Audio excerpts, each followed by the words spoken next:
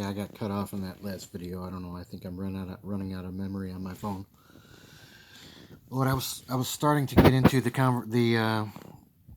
what I was trying to get across to you is somebody. I tell somebody, they say, "Well, I'm using the example," and like I said, I'm not picking on any one particular person. They're a very smart person. They're very sharp. They're very aggressive. They're very motivated. They're very intelligent. They're an awesome student.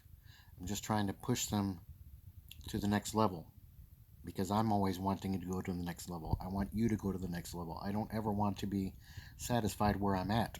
I don't want to be comfortable and satisfied of where I'm at with building my business. That's how people relax and they get comfy and they settle for halfway decent. They settle for second best. They settle for good enough. They settle for um, mediocre. I want to push myself and I want to push you where you want to be. Push you to your dream, to your goal. So I was talking in the last video that got cut off. I was talking about stop using the vocabulary words I can't or I don't know how to do something or I can't do something or I can't afford something. I learned that from Robert Kiyosaki, and it's just the same kind of thinking with what I'm about to say about Facebook videos. Somebody was saying, well, I want to take my Facebook videos. I got a lot of videos on Facebook and I want to put them on my YouTube channels. So I just said to them, okay, well, if you got a bunch of content, a bunch of videos, a bunch of good videos that you want to put on YouTube and you want to repurpose it or reuse it, or it's your content, you can do whatever you want with it. It's not copyrighted. It's yours.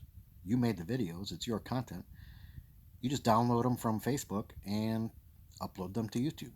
Sounds simple, right? To me, it's simple. Well, it is. So I told the person, I said, well, just download the videos from Facebook, put them on YouTube, upload them. I don't know how to do that. And I hear that from a lot of my team members. And they really need to look in the mirror and say that to themselves. I don't know how to do that. Okay, so that's a problem. Solve the problem.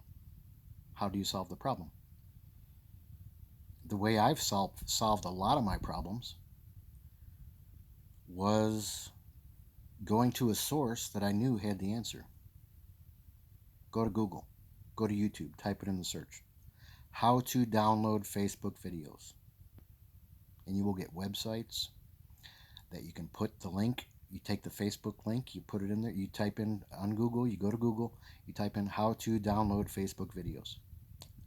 And you get the link from Facebook, you paste it in the little website, that's a Facebook downloader, video downloader, you paste it in there, it takes a couple minutes, maybe a minute, maybe less than a minute.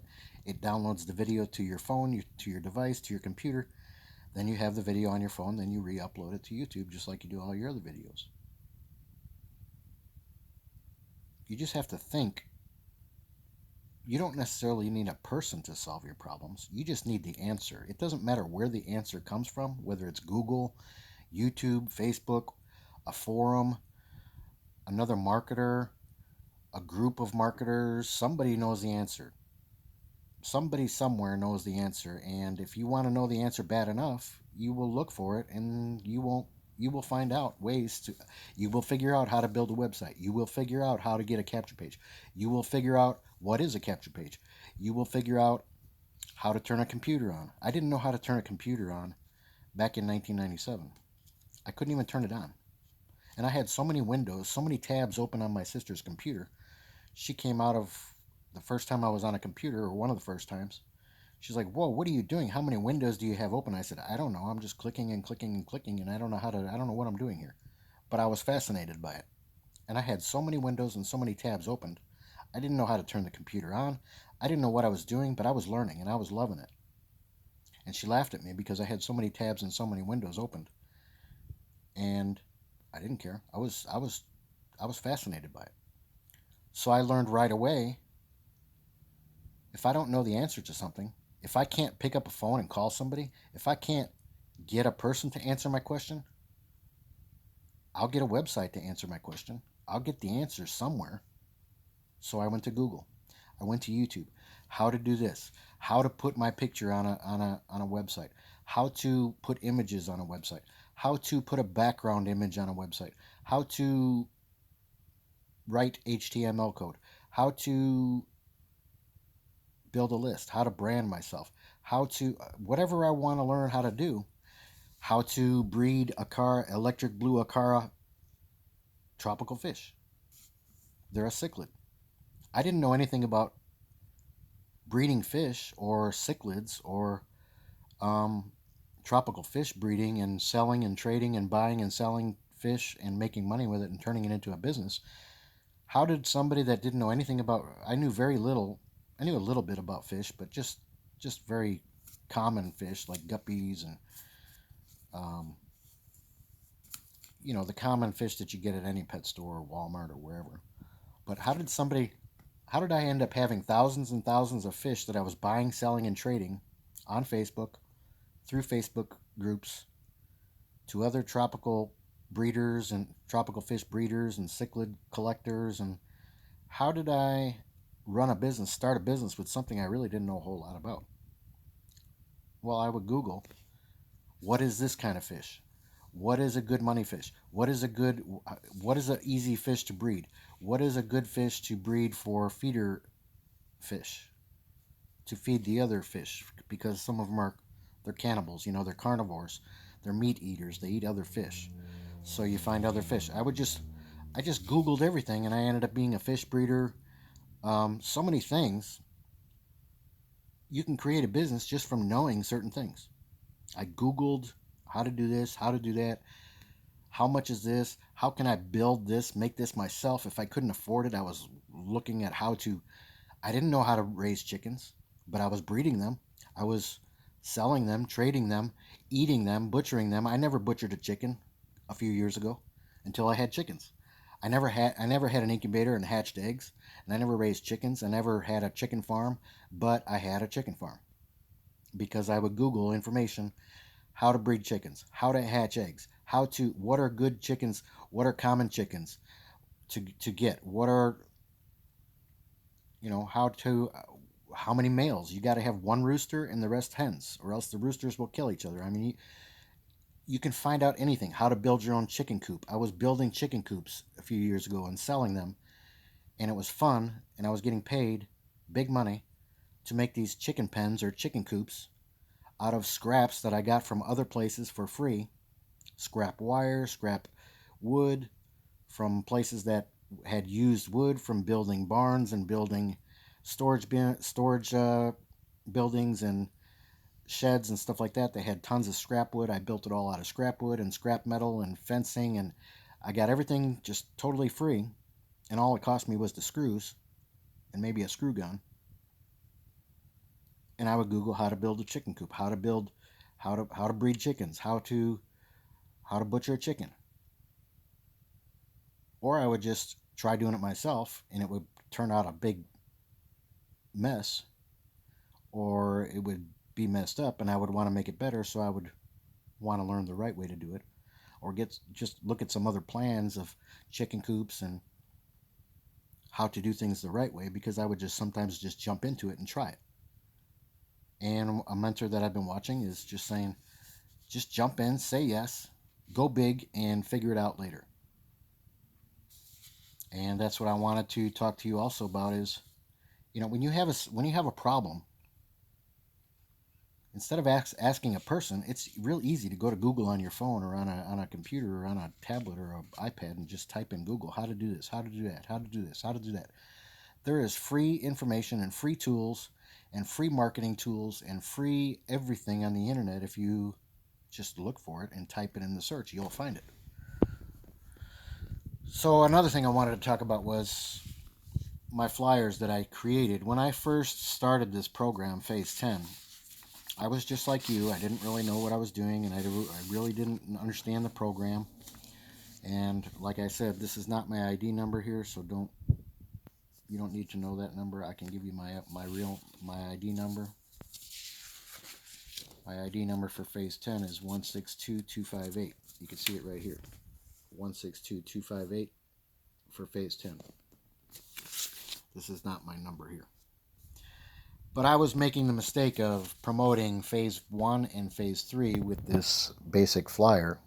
And if anybody knows me or they've been around me a little while in marketing, I don't do what everybody else does. If I'm in phase 10, which I am, I'm all the way at the 10th phase, and I can earn $3,800 if they come in, if I recruit or sign up or get a customer that purchases 1, 2, 3, 4, 5, 6, 7, 8, 9, 10, and they come in at phase 10, I can make $3,800, almost $4,000. So why would I promote? And I didn't know this in the beginning, and I didn't understand it, and it took me a little while to figure it out. I was like, I'm not going to promote this flyer. This flyer will bring me $2 commissions or $17 commissions. See, it says $17 cash and $15 forever stamps. Do you want to make $17 cash, or you want to make $185 commissions, or you want to make $800 commissions, or you want to make $3,800 commissions? Why would you promote a flyer that only pays you $17? It's actually easier. I hardly ever, when I talk to people on the phone, when they call me, I hardly ever have people say, oh, I want to sign up for phase 1 for $5, $2.04 stamps. That don't happen. It's easier for me to sell a phase 6 because I ask the people, I'm like, I let them sell themselves. I let these people close themselves. I ask them the question. They say, well, what phase do you recommend I start at? Should I start at phase 1 just so I can check it out? Or what do you think I should do? I said, that's up to you.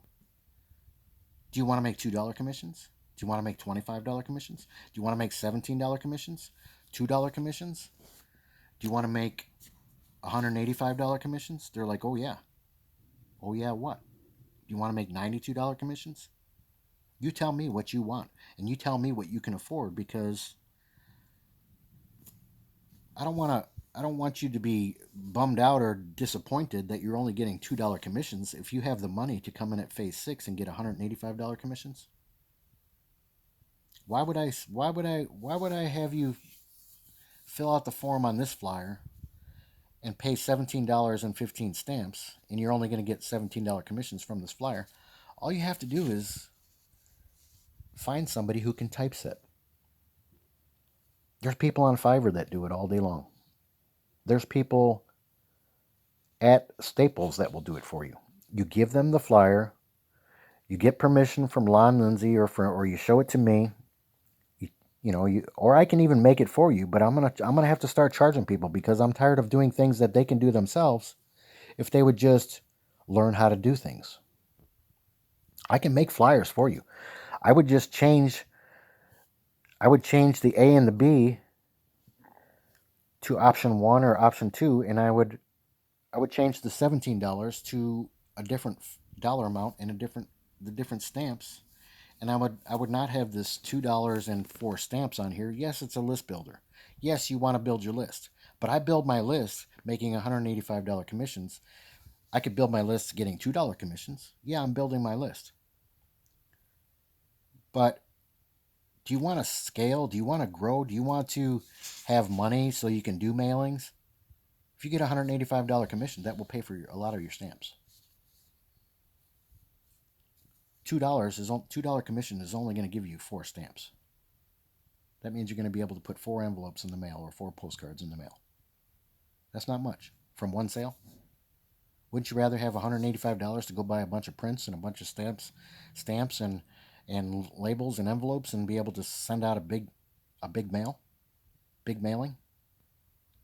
Get a lot of ads in the postal mail to your prospects, to your leads.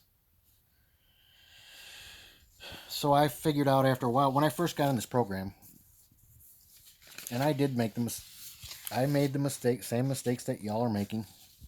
I was promoting a flyer and I custom made my own flyers, but I was still doing the same thing. I was just doing it a little different look. I changed the top. I would brand it with other team members, and I would put their ID number here, and I put their photo on here, and I put a little website link right here. And after a couple months went by, I'm like, why am I promoting a $2 program, $2 commission program, or a $17 commission program for phase 3 or phase 1 when I can start promoting phase 5 and phase 6? So I started changing things up, and I started making flyers that talk about phase 5 and phase 6. And guess what? I started getting phase 5 signups and phase 6 signups and sales. So I was getting $92 commissions or $185 or $200 commissions. What would you rather have?